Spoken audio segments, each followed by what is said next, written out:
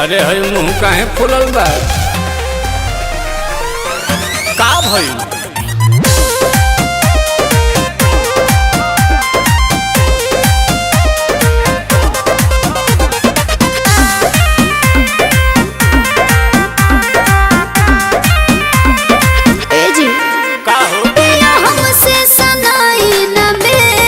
काहे ना सनाई?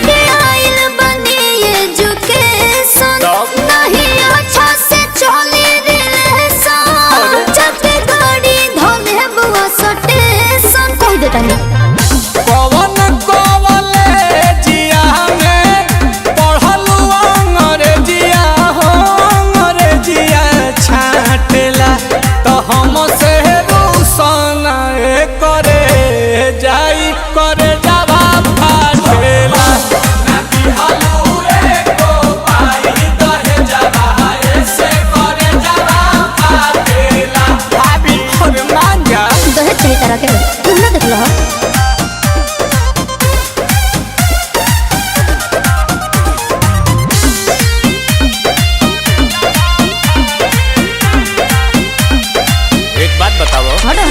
नाराज काहे होलू छने पछने बियाह जब कइलू अपने पसने मोती मराइल रहे। अरे जहन पहिले जे जहती तहरा घर नहीं हती के चूल्ही पर खाना ना बनती राजा जी नहीं चौकी पर बेला नहीं लती राजा जी। हम ही मिलल का बहानी सेती है के धनिया बेरी बेरी डांटेला तो हम से रूसन करे जाई करे जावा फाटेला ना बिहालू एको पाई दहे जावा ऐसे करे जावा फाटेला। दिमाग मत गरम करो बुझाई।